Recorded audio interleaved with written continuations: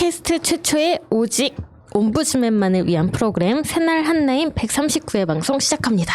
안녕하세요. 저는 볼메 임지이고요. 안녕하세요. 홍수미입니다. 안녕하세요. 정명숙입니다. 네, 이렇게 세 분, 저까지 나왔습니다. 저희는 국민의 힘이 아닌 여성의 힘을 보여줄 새날 한나인 멤버들이고요. 네, 한 주 동안 별일 없으셨나요? 네. 저는 며칠 전에 생일이었거든요. 네네. 근데 별일 없었습니다. 아무 일도 없었어요. 큰일이네요. 늦었지만 생일 축하드려요. 감사합니다. 네. 축하드립니다. 어떡해요? 네, 뭐 별일 없이 산다라는 게 사실 네. 평온하게 산다라는 의미이기도 하잖아요. 지난주에 그 어머님 댁에 가셔서 그 갈비 네. 먹고 네. 아빠랑 술 한잔 하고 엄마랑 좀 싸우고 쫓겨나서 집에 와서 또 네. 다음날 화해하고 그랬습니다. 네. 별일 많았네요. 엄마하고 딸들과의 관계라는 게 같이 술 먹으면 안 돼. 그렇죠. 따로 사는 이유가 있습니다. 네, 그러면 지난 한 주 동안 어떤 별일들이 있었는지 저희가 이메일과 댓글들로 한번 알아보도록 하겠습니다. 먼저 이슈 아닌 이슈 먼저 갈 건데요. 군인에 대한 이야기가 있어요. 네. 네. 저희 조카가 이제 4월에 군대를 가게 됐어요. 그러다 보니까 이런 걸 보면은 군인이나 군대 관련 소식이 자꾸 이제 눈에 들어오기 시작하더라고요. 그래서 저도 가게 되면 그냥 몸도 그다음에 정신도 좀 건강한 채로 들어갔던 대로 그대로 나왔으면 좋겠다 하는 소망을 가지고 있는데 이제 그렇지 않은 경우도 있으니까 좀 불안하기도 하고 그래서 이번에 보니까 이제 군대에서 눈이 오면 눈을 좀 다 치우나 봐요 병사들이. 그렇죠. 근데 이제 지붕 위에 올라가서 하는 작업이 있었나 봐요. 근데 그 작업을 하다가 떨어져서 이게 몸을 많이 다치게 된 분이 본인이 원했던 일도 하지 못하고 그냥 연금에 의지해서 살고 있고 그 삶이 가지는 그 비애가 굉장히 큰데 이제 정보 공개를 통해서 알아보니까 이미 명령이 나온 거예요. 눈 같은 거 지붕 위에 올라가서 치우지 마라. 그런데 그 명령을 이제 사령관이나 그 위에 상사가 이제 무시를 하고 작업을 한 거였죠. 그러니까 안 했으면 됐을 그런 네. 일을 통해서 한 사람의 또 삶이 굉장히 또 원하던 대로 흐르지 못하는 그런 안타까운 일이 있어서 제발 그런 거 참 안전사고 조심하고 네. 정말 요즘에 다들 또 귀하게 자랐잖아요. 그런 아이들이 이제 군대 들어가서 집단 생활을 하는데 정말 잘 지내다가 나올 수 있도록 이거는 제 조카 생각이 많이 나서 네네. 골라봤던 주제입니다. 네. 군대의 인권 문제가 이제 두각이 되면서 많이들 좋아지고는 있는데 여전히 남아있는 문제들이 많이 있는 것 같아요. 계속해서 뭔가 눈 치우는데 동원이 된다거나 안전장비 없이 그리고 뭐 우리 그런 농담들 많이 하잖아요. 조류독감이나 그런 돼지들 콜레라, 콜레라가 아니라 돼지 콜레라. 광우병, 돼지 콜레라 같은 그럴 때. 이런 것들이 있어서 작업하는 거요? 살처분을 하게 되면 아니 식단에 닭고기랑 돼지고기가 많이 올라온다 이런 얘기들. 그날의 메뉴는 닭고기라고. 되게 그래서 네. 뭐 그런 것도 있고 좀 이렇게 제대로 된 인권을 보장해주는 그런 군대 시스템을 만들어야 되지 않나라는 생각이 드네요. 네. 저도 이거 보고 조카분이라고 하니까 같이 사신다고 하셨잖아요. 네네. 그 아드님 같으실 것 같은데 여자들은 의무적으로 안 가지만 정말 귀하게 자랐던 일반 사람이 그리고 또 젊고 아무런 하루아침에 갑자기 범죄자처럼 같이 자유를 잃게 되는 거잖아요. 그런데도 너무 이 군인들에 대한 그런 인권 문제가 너무 안 돼 있는 것 같아서 이 얘기 해도 되나요? 그 추미애 장관님 그 휴가 갖고 파고 막 그럴 때 쓸데없이 이렇게 그 인권에 대해서 막 이렇게 짓밟히고 있는 이런 우리 현역 군인들을 더 이렇게 돌봐줬더라면 그때 그 야당 의원들이 하는 생각이 들어서 좀 화가 났습니다. 네. 네. 그리고 다른 이슈는 이건 좀 황당한 사건인데 네, 저도 이거 보고 좀 황당했는데요. 네, 특급 호텔에서 벌어진 일입니다. 그러니까 제주 그 특급 호텔 5성급 호텔인데 이게 뭐 밑에 댓글은 많이 달렸더라고요. 어디 호텔인지 말은 하지 않겠는데 지읒 호텔이라고 그 이 신혼부부가 요즘에 이제 코로나 때문에 해외를 못 가니까 이제 제주도로 5성급 호텔로 간 거예요, 신혼여행을. 근데 이 뭐라고 해요, 신부라고 해야 되냐, 제가 결혼을 안 해가지고 신부가 이제 밖에 산책을 하다가 위로 올려다 봤더니 그 여성 사우나에 그 전면창이 다 비치고 있던 거죠. 그 샤워실이. 그래서 너무 놀라서 호텔 측에 얘기를 했는데 호텔 측에선 그럴 리가 없다. 그래서 이번 사진을 찍어서 증거로 갖다 줬더니 미러가 돼 있을 텐데 또 밤에는 블라인드를 치기 때문에 그럴 일이 없다 또. 그래서 이분이 열받아서 경찰에 신고를 해가지고 같이 갔는데 호텔 측에서는 내가 지금 영업 방해하는 거다. 그 여자분한테 영업 방해로 또 경찰을 또 불렀어요. 이 호텔에서 대로. 그래서 이제 조사를 하니까 뭐 건설 측의 문제인지 이거 좀 완전히 말도 안 되는 거잖아요. 그 샤워실 안이 완전히 보이고 있다는 게. 그래서 이 호텔 측에서는 이제 그 샤워장을 중지를 시키고 뭐 불법 촬영이나 이런 게 없었는지 조사를 하고 있다고 하는데 이 호텔 정말 멋있지 않습니까? 진짜. 네, 어떻게 이렇게 이런 얘기만 들어도 정말 막 이러면서 시겁할 것 같은데 어떻게 3번이나 이렇게 가서 얘기를 했는데도 되려 신고를 하고 이제 와서는 뭐 불법 도찰이 있었는지 조사해 보겠다고 한다는 게 네, 멋있습니다. 문제 제기가 있었으면 이제 즉각적으로 확인해봤어야 네. 되는데 너무 안일하게 대처를 했었네요. 네. 그러니까 그럴 리가 없다는 생각에 사로잡혀 있었던 것 같아요. 안전하게 다 모든 그런 것들은 사실은 기본이니까 그게 작업에서 빠질 수는 없었을 거다라고 확신을 하고 있었기 때문에 네. 그러니까요. 그래도 사진을 보고 이렇게 제기가 있었으면 당연히 반응이 확인해봤어야죠. 맞습니다. 네네. 제가 가져온 이슈 아닌 이슈는 설날 경비원 한 분이 1,600만 원의 현금이 든 가방의 주인을 찾아줬다고 합니다. 근데 원래 이렇게 현금을 습득하게 되면, 분실물을 습득하게 되면 규정상 그 분실한 현금의 5% 내지는 20% 정도를 사례비로 줄 수 있도록 규정을 하고 있는데, 이 경비원분이 저는 당연한 일을 했다면서 극구 사양을 하셨다고 해요. 그래서 컵라면 20박스, 컵라면 120개를 주셨다고 하는데, 이거를 저는 좀 다른 측면에서 바라봤어요. 각 세웁니까? 그러니까 굉장히 미담이죠. 미담인데, 저는 그 컵라면 20박스 120개면 한 대략 잡아보니까 10만 원 정도 하더라고요. 근데 1,600만 원의 5%면 80만 원입니다. 최대 20%까지 하면 320만 원인데 아무리 그분이 사양을 하셨다 하더라도 이렇게 큰 돈을 찾아주셨는데 그걸 그냥 컵라면 정도로 보답한 것이 미담이다 라고 몰아가는 게 저는 좀 부도덕하다라고 생각이 들어서 여기 좀 보태자면 안 돼, 사실 안 받는다, 괜찮다, 한 10번은 물어봤어야죠. 10번은 그 말씀하신 80만 원 있는지 뭔가 이렇게 쑤셔 넣어 주셨어야지. 컵라면. 전 그리고 뭐 진짜 뭐 한우 몇 박스를 사가지고 그걸 경비원분들한테 항상 이렇게 왜 잘 봐주셔서 감사합니다라고 인사를 한 것도 아니고 전 사실 좀 불편했어요.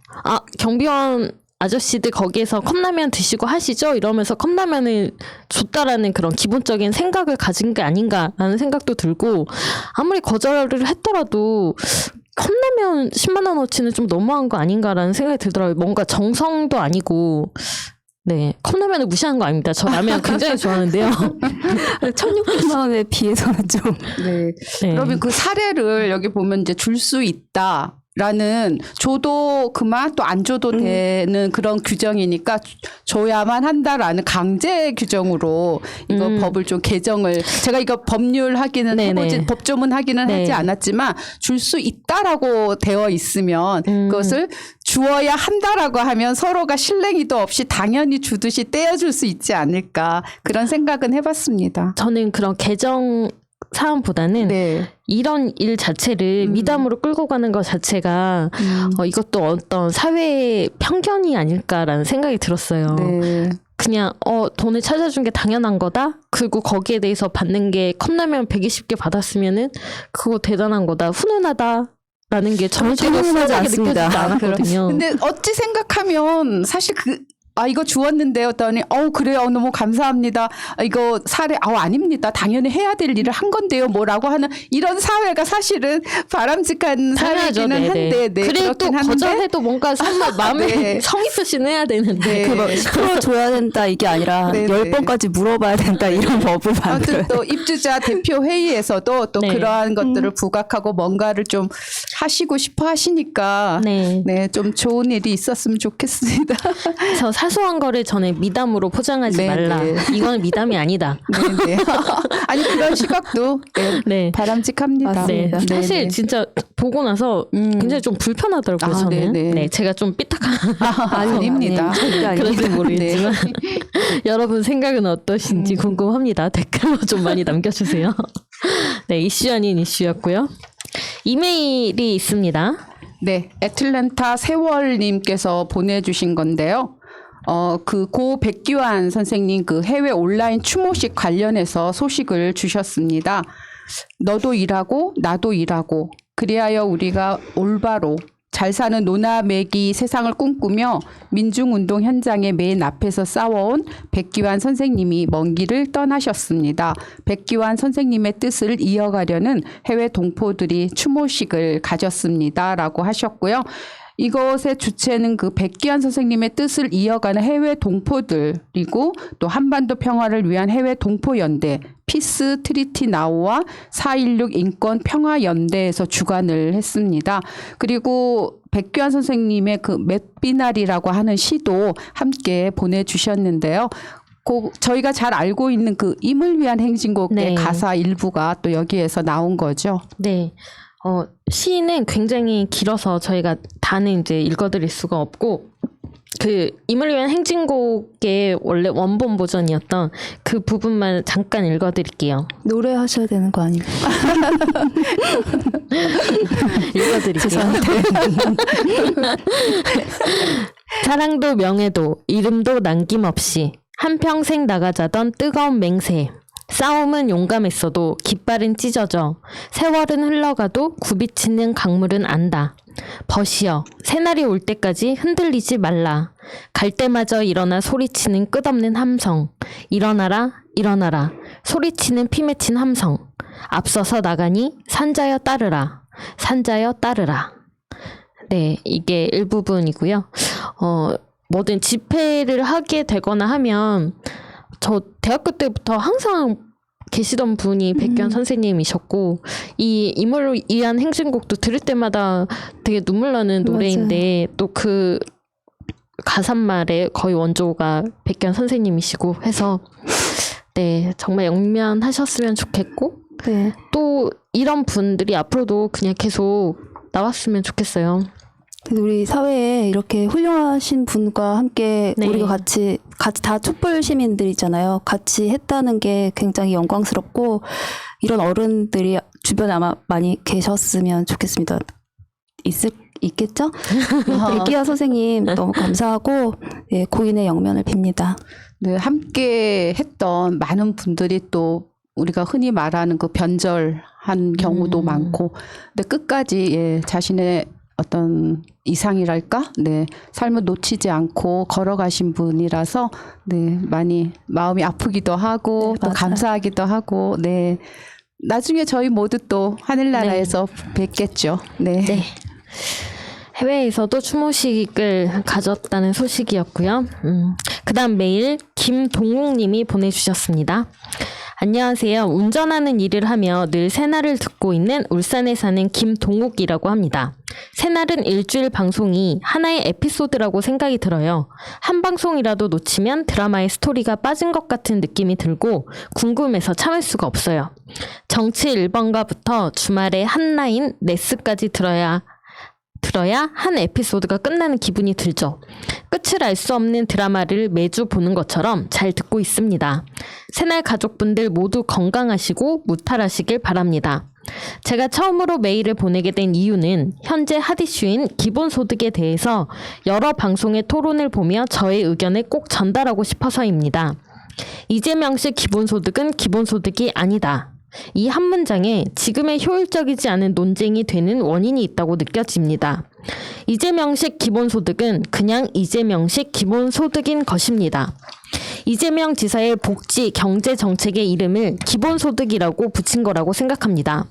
그런데 반대론자들은 기본소득은 무엇이다 라고 마치 정의된 것이 있는 것처럼 논리를 펴고 있어서 논쟁이 제대로 안 되고 있는 거라고 보여집니다. 이재명식 기본소득, 이낙연식 기본소득, 김종인식 기본소득, 서로의 정책 중 어느 것이 대한민국 국민들에게 좋은 것인지 논쟁하는 것이 바람직한 거라고 생각합니다.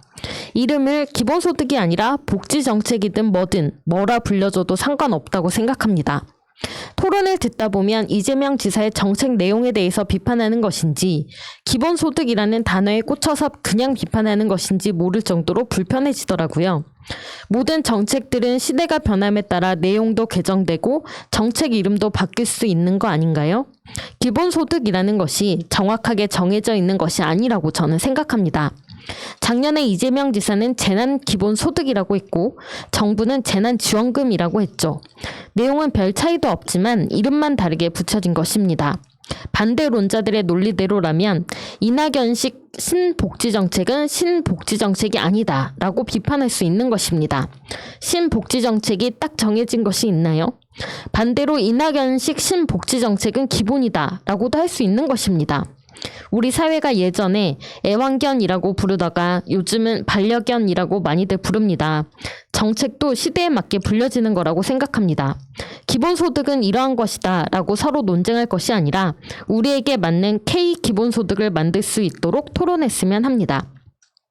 기본소득이 논쟁이 되고 공론화되어서 좋은 정책이 만들어지기를 바라는 마음에서 부족한 제 의견을 적어봅니다. 대한민국이 복지 국가가 되고 나아가 통일 국가가 되는 새날이 올 때까지 응원하겠습니다. 참 하나 궁금한 것이 있는데요. 바비 민주주의 방송은 왜 안 하는 거죠? 좋은 방송이라고 생각했었는데 어느 날부터 안 하길래 궁금해서요. 네. 일단 바비 민주주의는 진행하시던 분이 임신하시고 또 이제 출산에 들어가게 되셔서 네, 양육이랑 이런 것 때문에 중단이 됐습니다. 잠시. 그래서 또 다른 좋은 방송들이 있으니까 그걸 열심히 들으시는 걸로 네. 좀 위안을 삼아 주셨으면 좋겠고요. 그 다음에 동욱님의 의견 저도 많이 동의를 하는 바인데 너무 우리가 이름에 매몰되어서 얘기를 하고 있는 게 아닌가 싶어요. 저도 뭐 친구들이랑 얘기를 하다 보면 기본소득이라고 막 얘기를 할 때 서로가 가지고 있는 기본소득의 개념이 다르더라고요. 그러니까 서로 다른 기본소득에 대해서 얘기하고 있으니까 더 토론이 안 되는 거죠. 그래서 너무 좀 이름에 매몰되지 말고 그 안에 있는 내용을 보는 게 좋지 않나라는 생각이 들고 충북 보은에 네. 한동초등학교에서 매주 학생들한테 2,000원씩 매점 기본 소득을 준대요. 그러니까 저는 이제 어릴 때 학교에 매점이 없었거든요. 시골 학교여가지고.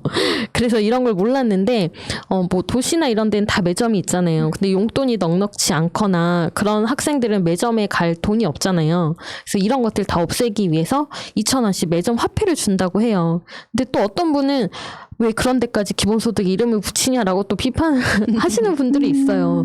근데 그런 거 자체가 기본소득이라는 거를 좀 우리가 다가가기 어렵게 만드는 게 아닌가라는 생각이 들거든요.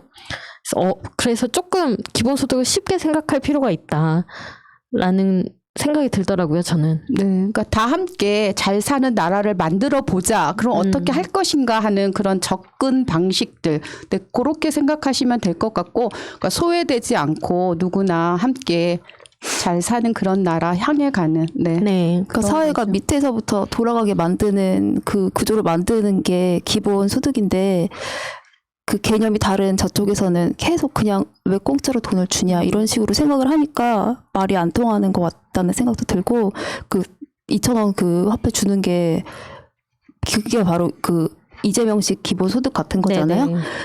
그 어릴 때부터 되게 좋은 교육인 것 같습니다. 네. 네. 여기까지 여러분들의 이메일이었습니다. 댓글 가겠습니다. 야호 0026님, 백기환 선생님 영면을 빕니다. 존경합니다, 선생님. 양은영님, 백기환 선생님, 삼가 고인의 명복을 빕니다. 민주화 정의를 외치시던 80년대 대학 시절을 보내면서 선생님의 말씀을 떠올리며 추념의 명상을 잠겨봅니다. 박승부님, 촛불 집회 때 백기환 선생님께서 연설하셨던 게 생각나네요. 젊은 세대가 나서야 한다는 말씀 잊지 않겠습니다. 네, 많은 분들이 이제 백기환 선생님 추모의 글들을 올려주셨고요. 젊은 세대가 나서야 한다고 했으니까 지금 남아있는 저희들이 또 열심히 그 길을 가면 좋을 것 같습니다. 네, 사회의 원로라는 분들이 차츰 이제 사라져 가는 게, 그러니까 나이가 들어서 돌아가시는 게 아니라 아예 그냥 그 색깔을 잃어버리고 변해버리시는 게 굉장히 안타까운 일이라는 생각이 이번에 더 들더라고요. 네. 백기환 선생님은 정말 자신의 그 신념 때문에 계속 싸움을 하신 거고, 이분이 통일 운동가, 평화 운동가시잖아요. 꼭 정권이 바뀐다고 해서 거기에 이렇게 연연하지 않으시고 처음부터 끝까지 쭉 일관되게 이렇게 싸우신 게, 저도 이번에 그 많은 업적을 보고 진짜 마음이 진짜 많이 진짜 존경합니다, 선생님. 네, 계속 갈게요. 네, 전형님. 도대체 세월호에서 그 꿈 많은 어린 청소년들을 익사케 해놓고 아무도 책임이 없다라고 판결을 내리면 다냐? 이게 사법정의냐? 작 같은. 정윤희님, 아직도 세월호 화면이 트라우마로 남아있네요. 화면 보면서 전원 구조됐다는데 이러면서 안도했었었는데 아직도 가슴 한켠이 무너집니다. 세월호 가족들 힘내시라는 말도 감히 못 드리겠네요. 천천히라도 진실이 밝혀지고 처벌받을 사람들도 처벌받는 그런 세상이 오기를 바랍니다. 킹민님, 쩐의 전쟁. 판결이 판세의 정치 성향과 쩐으로 이루어지는 것 같네요. 이런 나라에서 계속 살아야 한다는 것이 암울하네요. 네, 세월호 관련돼서 구조 책임 묻는 판결에서 또 무죄가 나왔는데, 네, 그렇습니다. 뭐 어떤 판사님이 쓰신 책에서 그런 얘기 하더라고요. 자기가 봤을 때도 이 사람은 정말 범죄자가 맞는데 검사가 제대로 기소를 하지 않아서, 수사를 하지 않아서 그 어쨌든 판결문과 이런 것들을 판결문이 아니라 올라온 그 수사 내용이나 이런 문서를 보고 판단하는 사람이잖아요, 판사들은. 그럼에도 불구하고 이 사람이 정말 범죄자임에도 불구하고 뻔히 보임에도 무죄를 줄 수밖에 없는 그런 상황들이 있다라는 얘기를 책에서 하시는 걸 읽었거든요. 이번 경우가 그런 경우가 아닌가 싶습니다. 제대로 수사하지 않고 제대로 기소하지 않아서 또 이런 무죄로 풀려나는 그런 악몽 같은 현실을 마주한다라는 거. 근데 이 세월호 사건은 사실 대한민국 국민들의 굉장한 트라우마기도 한데, 계속 이렇게 수사를 질질 끌고 특조위 만들어서 또 질질 끌고 하는 게 전 정말 이해가 안 가는 것 같아요. 네, 우리가 촛불 혁명 때 이게 나라냐 이렇게 외쳤는데 그거하고는 조금 이제 다른 의미에서 이제 이게 나라냐라고 많은 분들이 속상해하고 계시거든요. 좀 사법 개혁도 네. 우리가 끝까지 좀 외쳐야 될 것 같아요. 네. 세월호 진상 규명 반드시 이루어져야 되고요. 진짜 벌써 또 곧 있으면 4월이 됩니다. 네. 7주년이죠. 네. 7주기죠. 매번 4월마다 우리가 이렇게 가슴 아파야 하는지 잊지는 않겠지만, 그래도 가슴 아픈 게 이렇게까지 오래 가는 거는 다 이렇게 뭐 하나 밝혀진 게 제대로 없기 때문에, 누구 하나 책임진 사람이 없기 때문이 아닌가 싶어요. 하루 빨리 이 문제가 해결이 됐으면 좋겠습니다. 네. 계속 가겠습니다. 김양수님, 법치가 무너진 나라의 국민이 어찌 법의 보호를 받으려 하는가? 이명박, 박근혜 휘하의 정치권과 그들을 둘러싼 정부 공직자들은 국민의 공복이 아니라 국민의 피를 빨던 거머리 같은 인간들이었는데, 아직도 그 잔당들이 친일 언론을 앞세워 여론을 왜곡 보도하면서 국민의 귀와 눈을 흐리고 있다. 사라621203님, 정경심 교수님 너무 가슴 아픕니다. 평범한 소시민인 나도 까면 4년 살아야 할 듯요. 주우디님, 한 가족을 몰살시킨 선택적 정의 개나 줘버려라. 한동훈도 똑같이 당했으면 싶다. 네, 계속할게요. 네. 상상아이 미래님, 한상균 위원장에게 5년을 구형했다니 조금은 걱정되네요. 마차님 말처럼 판사들이 법의 기본 원칙을 지켰더라면 우리들이 판사 이름을 알 필요도 없죠. 형사 재판에선 100명 중 단 한 명이라도 억울한 누명을 쓴 사람이 나오면 안 되기 때문에 형사소송에서 유죄 판단은 검찰의 공소 사실이 합리적 의심의 여지 없이 입증됐을 때 내려진다. 검찰 주장과 양립할 수 없는 피고인 측 반대 사실이 나왔을 땐 의심스러우면 피고인의 이익으로 라는 형법 대원칙에 따라 무죄다. 라는 형사소송법 기본을 지키는 판결이 나오길 희망합니다. 이강정님, 신현수 이자도 성렬이 같네요. 어디서 가짜는 언론질로 임명권자에게 누를 끼칩니까? 문프와 정부 그리고 민주당 파이팅입니다. 네, 앞에 댓글이랑 좀 이어지는데 정경심 교수님 항소심 재판을 심담 판사라는 사람이 맡게 됐는데 이 사람이 전에 했던 판결들을 보니까 좀 걱정이 된다라는 그런 댓글들이었던 것 같아요. 그리고 진짜 상상아이 미래님이 언급해 주셨듯이 피고인 측의 반대 사실이 나왔을 땐 의심스러우면 피고인의 이익으로 이런 대원칙이 다 무너진 판결이 정경심 교수님 네. 판결이었죠. 제대로 된 입증된 것들이 없는데도 판사가 뇌피셜로 판결문을 쓰고 그래서 정말 많은 사람들이 분노하게 되고 사법부를 믿지 못하게 되는 그런 일들이 또 벌어졌죠.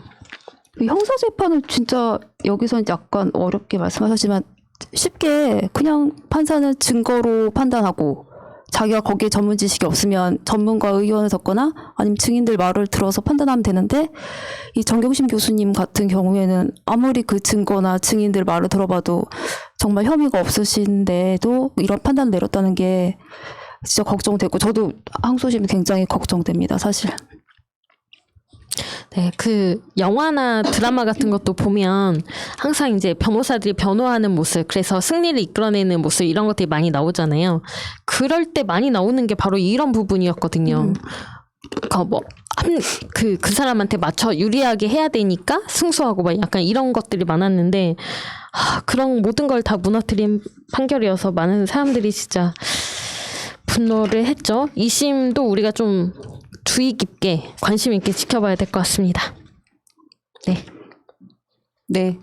네오 레프트님, 기본소득을 복지 정책으로 취급하니까 자꾸 되돌아오는 거다. 원래 기본소득은 복지의 변형이 맞지만 이재명이 주장하는 기본소득은 경제 정책이다. 현재의 복지를 줄이는 게 아니라 경제를 활성화시키기 위한 정책으로 실시하자고 하는 거다. 지금 쓰잘데기 없이 망해가는 회사를 살리기 위한 지원금, 대기업 등에 주는 수많은 세제 혜택을 줄이고 그것을 기본소득으로 지급하여 경제를 활성화시키자는 거다. 기본소득은 복지 정책이 아니라 경제 정책이다. 그리고 망할 회사는 망해야 한다. 망하지 않으면 오히려 피해자가 늘어난다. 빈센트 198님, 이낙연, 임종석 같이 이재명의 기본소득을 비난하는 우리 민주진영의 선별 패티시 정치인들은 횡령, 배임, 그리고 주가 조작과 회계 사기를 저지른 경제 사범들부터 선별적으로 엄중하고 냉혹한 처벌을 할 수 있는 입법 활동부터 하십시오.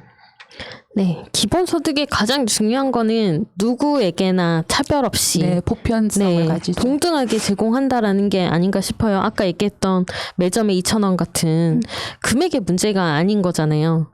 뭐 2,000원이 그 아이들에게 뭐 매주 2,000원이 얼마나 큰 돈이 되겠습니까? 2,000원으로 뭐 빵 하나 우유 하나 사 먹으면 끝인데 그렇지만 그 비용이 중요한 게 아니라 누구나 누릴 수 있다라는 거. 그게 가장 중요한 건데 이게 좀 그거를 액수를 크게 생각하면 또 그거 가지고 어떻게 살아? 약간 이렇게 얘기하시는 분들도 있고 그 정도면 너무 많이 주는 거 아니야? 라고 하시는 분들도 있고 네, 중요한 건 액수가 아닌 것 같아요.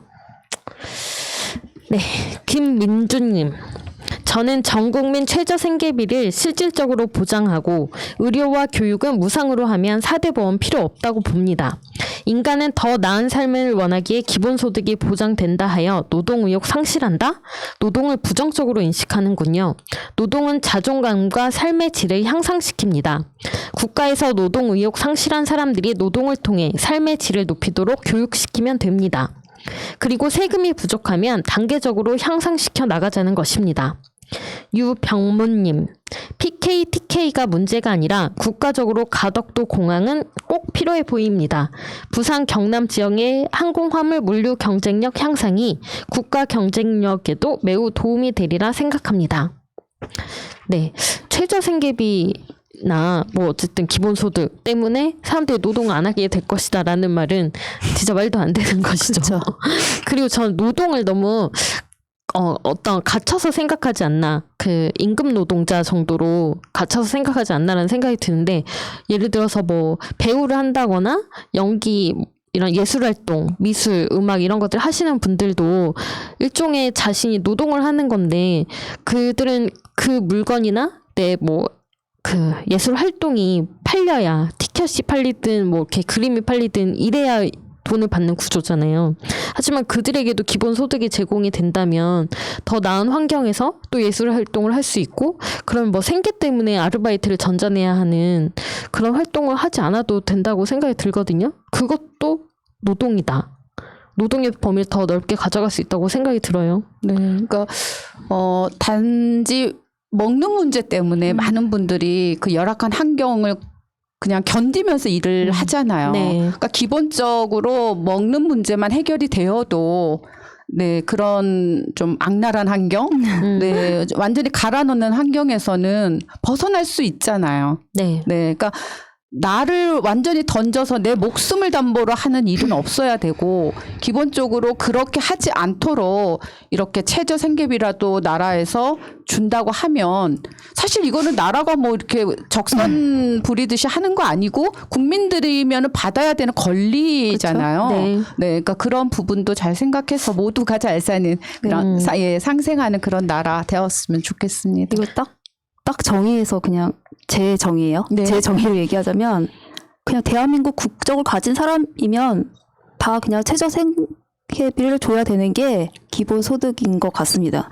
그냥 대한민국에 태어난 것 자체가 그냥 기본 그 네. 소득을 받을 수 있는 그렇게 정의를 하셔야지. 꼭 일을 안 한다 뭐 그렇게 생각을 하면 이런 저따위 판결이 나오고 하는 거죠. 아, 그리고 이제 거기 더 나아가서 이 땅에 살고 있는 그런 모든 맞아요. 사람들이라고 하면 더 좋겠어요. 왜냐하면 이제 그 유럽, 특히나 유럽 같은 곳에 이제 유학을 갔다 오신 분들은 외국인임에도 불구하고 학비라든가 생활비 보조를 많이 받고 했기 때문에 그런 혜택, 제도가 주는 엄청난 어떤 효과를 경험을 하고 오신 분들이 많거든요.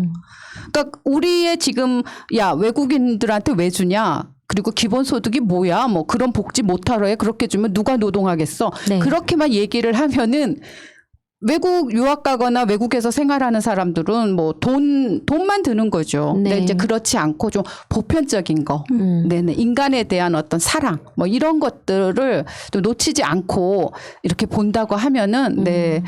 서로가 맨날 같은 결론이긴 하네요. 네네. 같이 좀 잘 살자 뭐 그렇죠. 이런 거죠. 사람 사는 세상을 만들자라는 네, 거죠. 네. 그 최근에도 뉴스가 있었지만 그 난민이 비행기 뒷바퀴에 몰래 이렇게 뒷바퀴인지 아무튼 비행기 외부적인 곳에 네네. 몰래 타가지고 네네. 그 나라를 탈출해서 다른 나라에 네. 입국하는 이런 일이 있었는데, 그거 생각을 해보세요. 네. 근데 그 난민이 거기 태어난 게 죄가 아닌데 그렇지.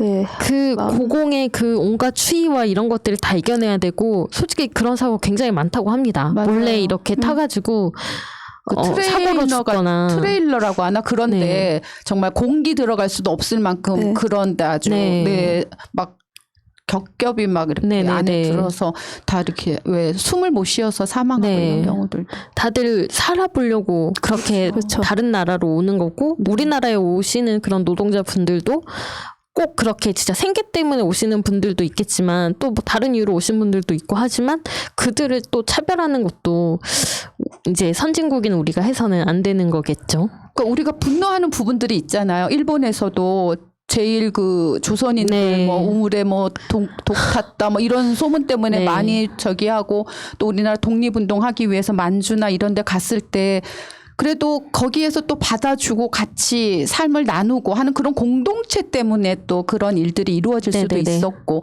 그러니까 우리나라 이 지역만 생각하지 않고 그러니까 두루두루 종합적으로 생각하면 네. 다 함께 살아야 돼요. 그게 맞는 것 맞습니다. 같아요.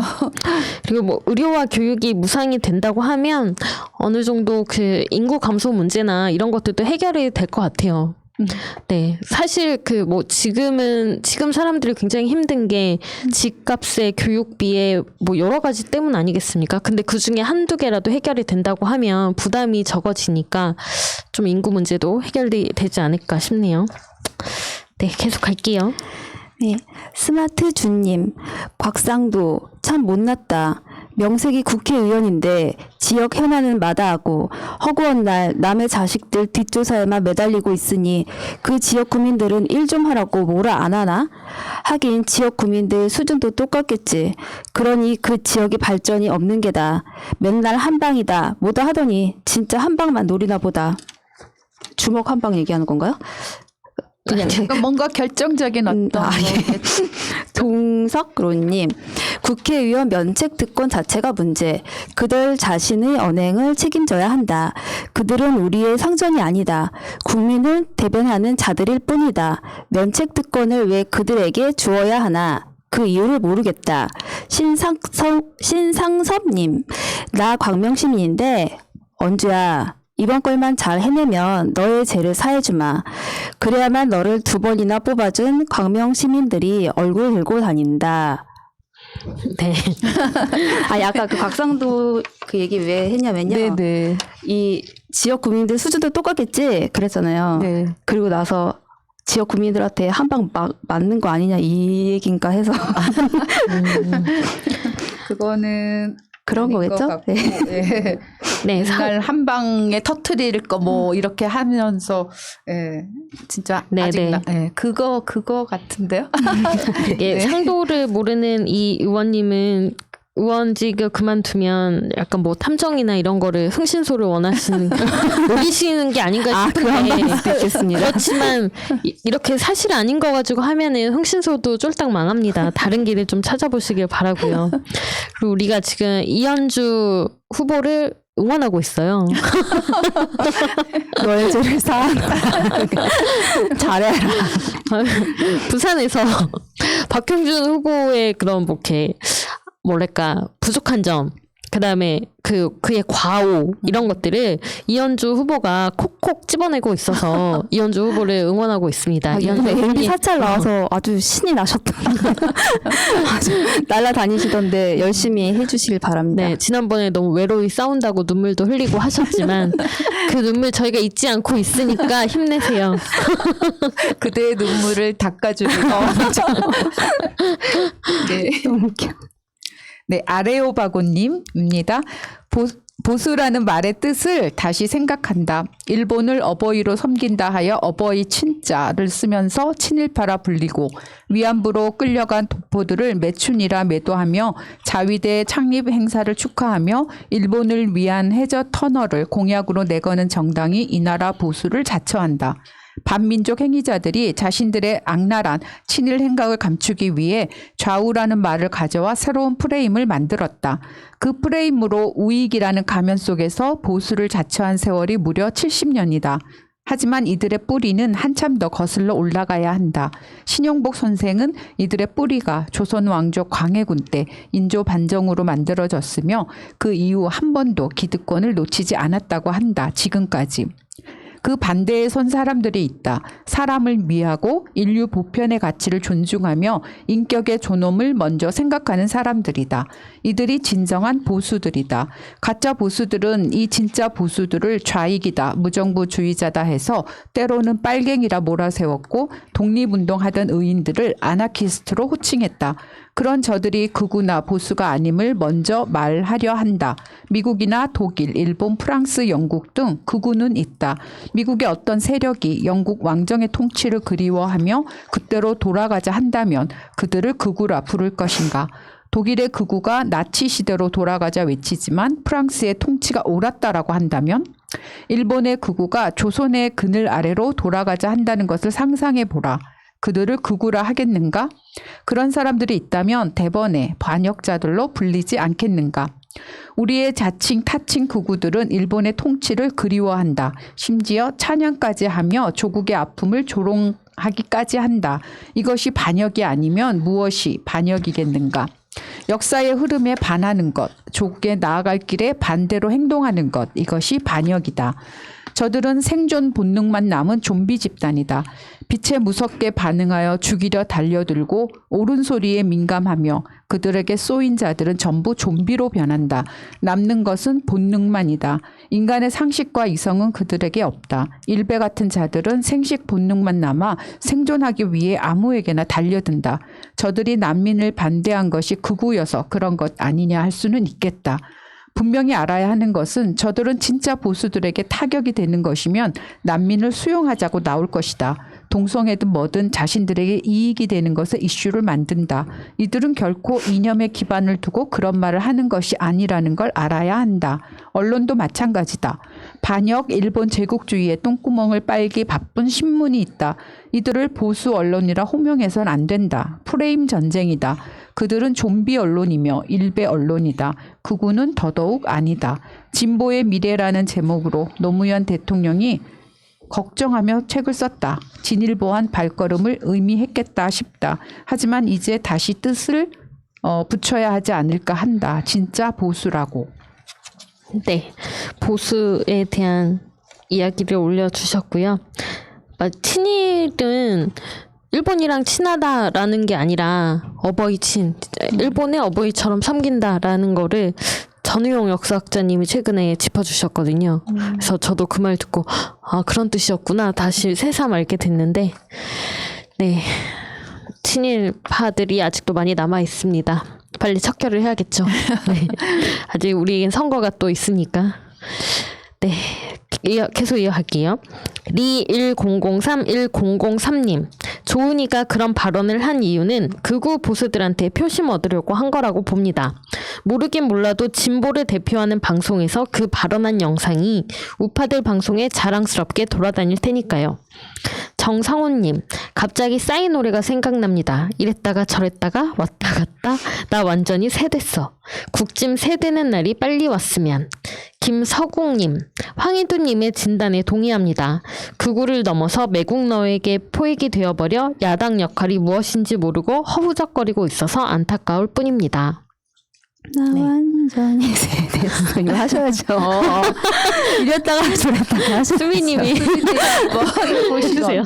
좀 치여가지고.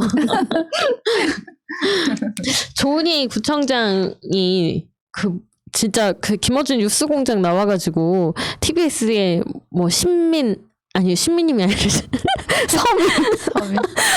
죄송합니다. 김중권, 서민 이런 사람을 불러야 된다고 뭐 그런 식으로 얘기를 하더라고요. 네. 기생충 얘기하려고 하다가 그렇게 말씀하신 거예요? 그래서 아니 어떻게 정치인이라는 사람이 한 방송국을 그렇게 누가 있어야 되고 또 누가 없어야 되고 이런 식으로 방송에 개입을 하려는 시도를 뻔뻔하게 방송에서 얘기할 수 있습니까? 진짜 들으면서 너무 어처구니가 없더라고요. 이런 상식도 없는 사람들인가라고 싶어서 거기에 대한 해석을 올려주셨고요. 계속 갈게요. 네, 5252님. 안철수 의사 전문가 코스프레는 거품임. 의대는 나왔으나 인턴 레지던트 한 기록 없음. 그러니까 전문 진료 과목이 있는 전문의 아니고 의사시험 보고 면허만 딴 일반의라는 말임. 의협회장 최대집 또한 의대만 졸업한 일반의 안철수의 의사 경력은 군대 의무 복무 군의관이 전부인 것으로 보임. 그래서 대구에서 검체 채취 쇼하고 환자는 못 봤나? 의대 가서 인턴 레지던트 안 한다는 건 의사가 적성이 안 맞는다는 것이고 그렇다고 의료행정이나 예방의학을 전공한 것도 아님. 환자 만나는 임상의학은 안 하고 기초의학하고 생리학 연구실에 있었고 기초의학 석박사 했음. 교수 임용 과정에서 내세울 만한 논문 없었던 것 논란의 여지 없음. 이상 경력은 구글에서 검색으로 찾아본 내용임. 대단한 의사 전문가인 척 백신이 어떻네, 방역이 어떠네 하는 안초딩 볼 때마다 역겨움. 학계에서는 관종 아니면 일반적으로 본인 전공 분야 아닌 것은 언급을 꺼리고 본인 분야가 아니라고 선을 그어서 말함. 역시 대학 때부터 사람과의 대면이 싫었던 건지 의대인데 연구실 생활이라 그런데 정치를 한다고? 어디 옮겨 다닐 때마다 같이 일하던 사람과 관계 안 좋아서 끝나는 거 이런 이력과 무관하지 않을 것임.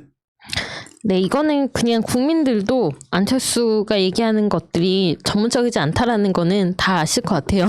네. 안철수 이렇게 멋있게 써주면 안 돼. 이거 그냥 실망입니다. 하면 되는 겁니다. 네, 아, 구글에 이렇게 나오는군요. 계속할게요. 네, 1타 2피님. 전 남자이지만 모든 인류가 동등하다는 페미니스트입니다. 박원순 시장에게 무슨 문제가 있는지 도저히 이해할 수 없습니다. 아니 우상호 의원이 뭘 잘못했는지 도저히 이해할 수 없습니다. 페미니스트라면 저와 같은 생각하지 않을까요? 아니 행동하지 않는 주둥이만 페미니스트? 너네는 그냥 여자 1배일 뿐. 최혜영님. 맞아요. 특히 우리나라 개그 프로나 무한도전, 러닝맨 같은 데서 출연자들끼리 서로 외모를 가지고 장난을 하는 경우가 너무 많습니다. 시청자들을 재밌게 하자고 하지만 그걸 보는 국민들, 특히 아이들은 그대로 배웁니다. 절대 하지 않는 게 상대의 모습을 보고 절대 못하게 교육하는 곳이 제가 살고 있는 캐나다입니다. 물론 일부 차별하는 사람들이 있는 것도 사실이지만 특히 방송에서 보여주지 말아야 할 모습입니다. 방송에 그렇게 계속 되다 보면 그것이 국민의 정서가 되니까요. 네, 전 최혜영님 말씀에 굉장히 공감하는데 아직도 예능 프로그램 같은 거 보면 외모 가지고 진짜 많이 이야기하거든요. 네. 외모가 놀림거리가 되고 외모로 장난치고 그런데 이거를 캐나다 같은 곳에서는 절대 못하게 교육을 한다고 하니까 우리도 이런 것들이 조금 오히려 방송에서 먼저 해줘야 될 것 같아요. 외모를 보고 자꾸 막 그렇게 놀리고 하는 게 또 그걸 보고 아이들이 따라하고 하다 보니까 이런 것부터 좀 바꿔나가야 되지 않나라는 생각이 드네요. 네, 미디어의 힘이라는 게 굉장히 크더라고요. 네. 네, 그래서 예전에는 이제 여성들이 뭐 결혼을 하면 직장 생활을 사실 안 하고 집에서 살림하는 거를 좀 이상적으로 여겼었잖아요. 근데 언젠가부터 이제 TV에서 드라마나 뭐 이런 데서 다 일하는 걸로 많은 모습들이 나오니까 사회적으로 그런 인식들이 쫙 퍼지는 거예요. 그래서 네. 그때 제가 이게 미디어라는 게 굉장히 영향력이 큰 거구나라는 거를 느꼈었거든요. 그러니까 지금 사실 그 얘기를 들어보면 뭐 극작가라든가 이런 여성분들이 많은 활동을 하는데 그분들이 주로 이제 그런 어떤 페미니스트적인 어떤 시각들을 가지고 페미니즘적인 어떤 그런 시각을 가지고 활동들을 하고 있다고 하더라고요. 그러니까 요즘처럼 우리가 굉장히 부정하고 싶은 그런 모습이 아니라 네. 원래의 그 페미니즘의 이상적인 그런 거 그런 것들만을 좀 추구하면서 서로 남자 여자 서로 같이 네. 같이 살아가는 그런 동등하고 네. 예, 힘 합쳐야 되는 그런 쪽으로 또 잘 몰고 가면 네. 영향력이 참 클 것 같아요. 네. 그래서 요즘에는 그런 여성 캐릭터도 많이 나오더라고요. 남자가 여자한테 했던 뭐 그런 거 있잖아요. 뭐 이게 먼저 고백을 한다거나 벽에 밀친다거나. 이런 여자가 식으로. 요즘에 먼저 한다고요? 뭐 나랑 밥 먹을래? 약간 이런 식으로 여자가 먼저 이렇게 저돌적으로 접근한다거나 네. 이런 캐릭터들이 요즘에 꽤 많이 나오더라고요. 네. 부부의 세계만 봐서 모르겠습니다. 그 이유를 안 봤어요. 네, 넘어갈게요. 유홍진님. 백신 안 들어올 때도 난리치더니 막상 들어오니 지켜보자니 어쩌니들 하고 빨리 안 들어온다고 대통령님께 난리들이더니 그저 대통령님 흠집 내기로만 보이는 짓거리를 하는구나. 언론들의 지시라면 반성하라. 6범수님, 백신 불신을 불식시키려면 입만 열면 국민 위한다는 정치인들부터 접종하고 행정사법 고위공직자 순으로 접종하면 되겠네. 고현숙님, 우리 가족들도 로테이션으로 4인 이내로만 만나고 잠깐 있다 가는 식으로 설 명절을 보냈습니다. 우린 팔남매라서 모이면 안 돼서 서로서로 겹치지 않도록 주의했습니다. 모두 방역 지침 지키면서 건강하게 하루하루를 보냅시다. 참 맑은 새님, 한평에 계시는 부모님도 집에서 기른 촌닭을 간장에 졸인 후 설날 아침 차례상에 올리고 데우지 않고 옹기종기 모여 먹었는데 올해는 서울에서 소고기 양지에 계란지단 올려서 먹었네요. 어서 5인 집합이 풀려야 부모님 뵈러 갈 텐데 부모님은 손주들은 할아버지 할머니를 너무 보고 싶어 합니다. 네, 이렇게 방역 수칙을 잘 지켜주는 국민들이 계시는데 또 그렇지 않은 곳들이 있어서 참 많은 사람들이 힘든데 다 같이 방역 지침 지켜가면서 빨리 이겨냈으면 좋겠습니다. 지키의 가족은 5인 풀렸죠? 네, 이제는 풀렸어요. 형제 자매는 안 됩니다. 네. 네. 정경심은 무재단님, 오영환 의원님이 안 보이는 곳에서 많은 일들을 하고 계셨네요. 구조하는 심정으로 의정 활동을 하신다는 말씀이 너무 감동적이고 든든합니다. 새해 복 많이 받으세요. 하트? 희두님, 보람님도 사랑하고 새해 복 많이 받으세요. 윤종원님, 소중한 영상 감사드립니다. 친일 문제를 한 번에 끝낼 수는 없습니다. 그럼에도 불구하고 사회 각계의 친일파들은 끝까지 밝히고 기억해야 합니다. 봄농부님, 이 방송 안 본 사람 없게 해주세요.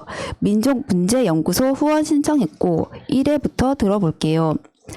율건님, 북한 얘기 듣는 게 너무 재밌네요. 우리랑 별 다르지도 않다는 것도.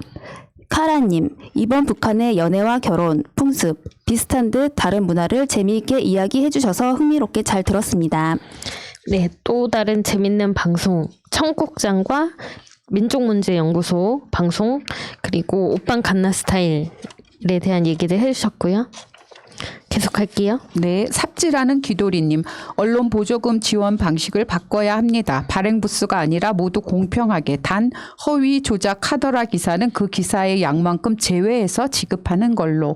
낙동 철새님, 4대 거짓말, 사기꾼이 진실을 말한다. 장사꾼이 미치고 판다. 처녀가 시집 안 간다. 조중동의 단독 보도.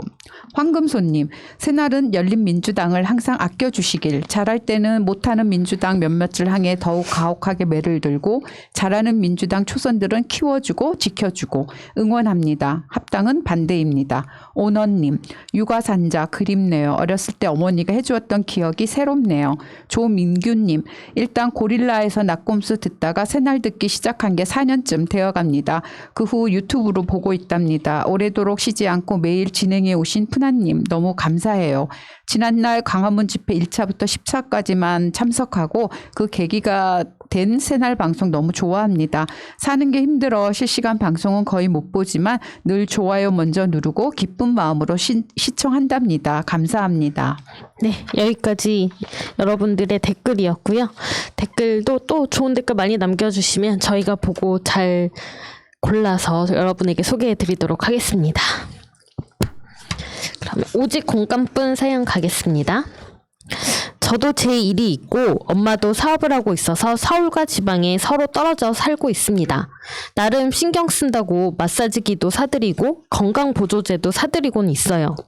며칠 전에 오랜만에 만나서 같이 저녁을 먹다가 엄마 집 냉장고를 보니 그냥 김치 종류 몇 개 정도만 있고 별다른 반찬이 없길래 엄마 가끔 배달 음식 같은 것도 시켜 먹고 그래? 라고 물어보니 그런 거 한 번도 시켜본 적이 없답니다.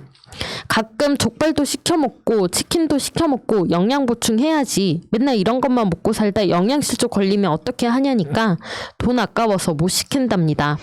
솔직히 뭐 가난한 집도 아니고 돈이 많은 집도 아니지만 다행히 제가 하는 일과 엄마 사업 모두 코로나 여파와 크게 연관없는 특성이라서 별로 힘들게 살지는 않는데도 내 입에 들어가면 똥돼서 나오는데 아끼고 쌓아두면 죽기 전에 아들 물려라도 줄 수 있지. 작게 중얼거리면서 돌아서는 거 보면서 저도 돌아서서 혼자 많이 울었네요. 고민이라고 하긴 뭐하지만 어디 얘기라도 안 하면 계속 답답할 것 같아서 하소연 좀 해봤습니다. 장가라도 가서 손주 손녀 안겨드려야 효도가 될 텐데 40이 다 되도록 여자친구도 없고 참 죄송하네요. 네. 일단 진짜 부모님들이 혼자 사시면 잘 안 챙겨 드시긴 하잖아요. 뭐 이렇게 진짜 고기를 사서 먹는다거나 그러지도 않고. 근데 자꾸 이제 고기 안 먹고 그냥 김치에 물 말아서 먹고 막 이렇게 하시면 진짜 아프세요. 막 이렇게 대상포진 같은 거 걸릴 수도 있고. 네, 대상포진 막 힘들거나 고기 안 먹거나 이래도 대상포진 걸릴 수 있거든요. 그래서 좀 제대로 된 영양을 섭취하기 위해서 이 아들 되시는 분이 뭐 고기라도 아예 막 보내주시면 썩을까봐 먹기라도 하지 않으실까 싶기도 하고. 일단 일을 하시니까 어머님께서도 네.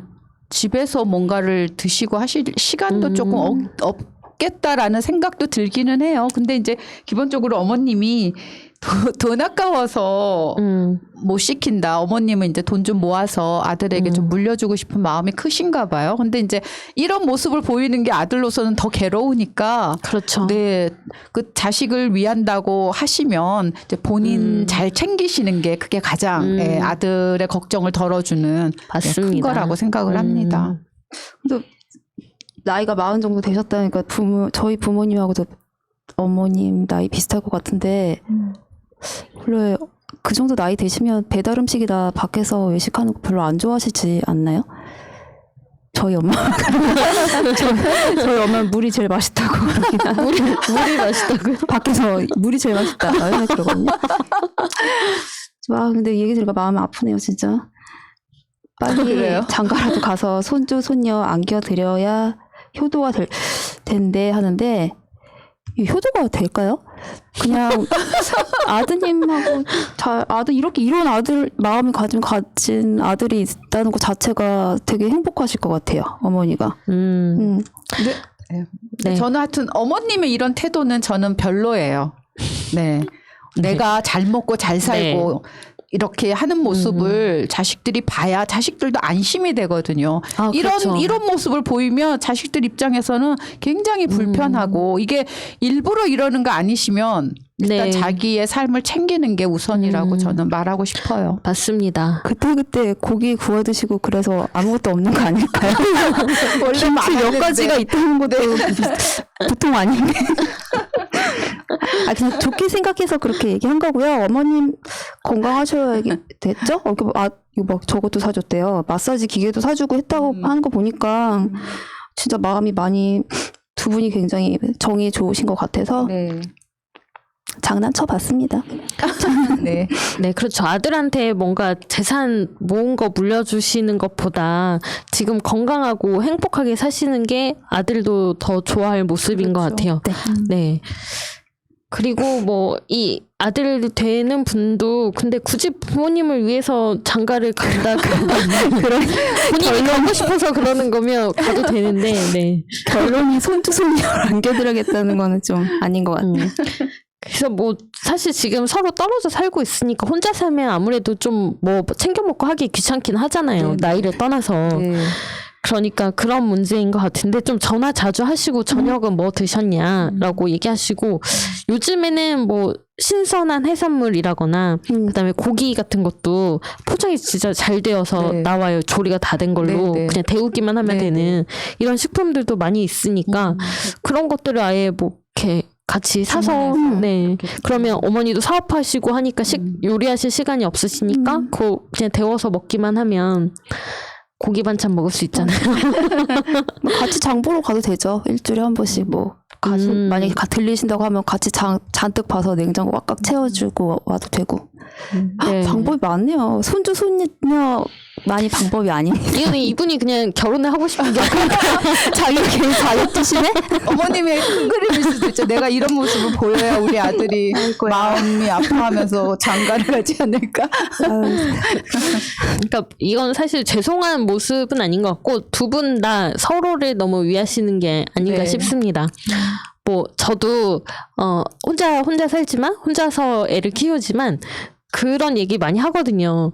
나는 내가 행복하게 사는 모습이 내 아이를 위한 일인 것 같다. 내가 행복하지 않는데 어떻게 맞습니다. 우리 애가 행복하게 크겠냐. 네네. 엄마가 힘들고 맨날 울상을 짓고 있으면 맞아. 그걸 보고 크는 아이는 과연 행복할까? 그런 얘기를 많이 하는데 그래서 엄마도 이 사연자분의 엄마도 내가 건강하게 잘 먹고 혼자서도 막 이렇게 뭡니까 한우 뜯고 갈비 뜯고 그렇게 잘 사시고 막 이렇게 밖에 친구들 요즘은 조금 그렇긴 하지만 코로나 아닐 때는 야외 활동도 좀 하시고 취미 활동 하시고 그렇게 사시면 아들도 우리 엄마 저렇게 재밌게 사는데 내가 엄마보다 재미없게 살다니 하면서 좀 더 이렇게 삶의 활력을 가질 수 있지 않을까요? 네, 맞습니다.